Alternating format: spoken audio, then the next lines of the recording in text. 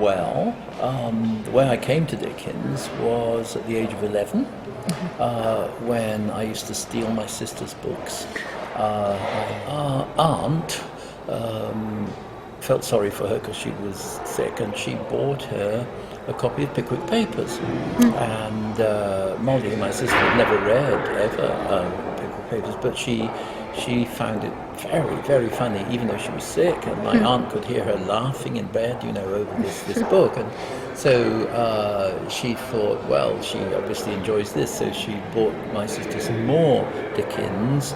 I was rather fascinated by them as a child, and particularly as I was told not to touch my sister's books and so forth. So, of course, I did take one, which was Oliver Twist, which was the first Dickens I ever read,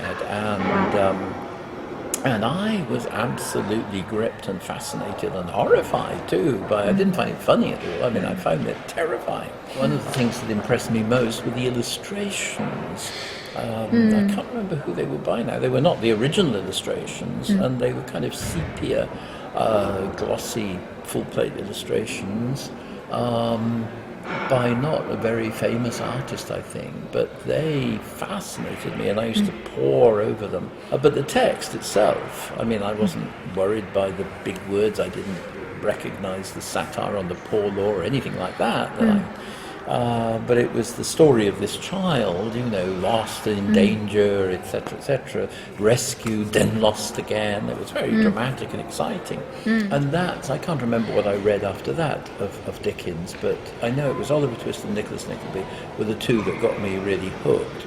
I don't know about the Christmas Carol. I mean, you kind of, if you're English, you tend to know it anyway from, long before you've read it, if you see what I mean. Yeah. So I must have known about the Carol, but so that's what got me interested in Dickens from the age of 11.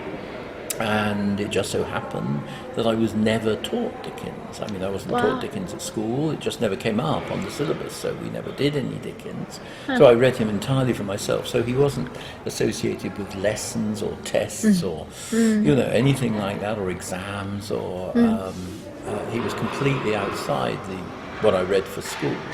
I just read him purely for pleasure. But the thing was, I went to Oxford University about 20 years old to do English literature, and I thought then I would probably, would study Dickens, but no, he was not on the syllabus. He was too modern. Wow. I mean, English literature stopped at 1830 in those days, in the 1950s in Oxford. So I never studied Dickens, not at school, not at college, until I got my BA, and I was going to go ahead with a kind of academic career, so I wanted to do a doctorate. So I got the funding to do postgraduate research, and then I was asked what I wanted to do research on, and of course I said, well, Dickens, because never ever studied him, but I read all of Dickens by this time, all of the novels. I didn't read the journalism until much later on. And by this time I'd read a little bit of modern Dickens criticism and realised that there were interesting things to be said beyond just how wonderful it was. Right. And that there was a lot of symbolism, for example, in the novel. So I was all fired up about that, and I thought I'd do a wonderful thesis on symbolism in Dickens. And Professor Tillotson said to me, well, have you ever looked at the manuscripts in the Victorian Albert Museum? And of course I didn't even know there were manuscripts in them. Well, I think you should go and look at those. And, then that was the first time it dawned on me that there could be an enormous interest in looking at a writer's manuscripts and proofs and different editions, and how, the novel as we now know it evolved. And what I chose to focus on was the second Christmas book, The Chimes, which of course meant a great deal of thought about the first one, The Carol. And I was so amazed, by the difference between the Christmas Carol and the much more political, almost revolutionary, the Chimes, which is much harsher, really, than the Carol, and the picture that it gives of society, etc.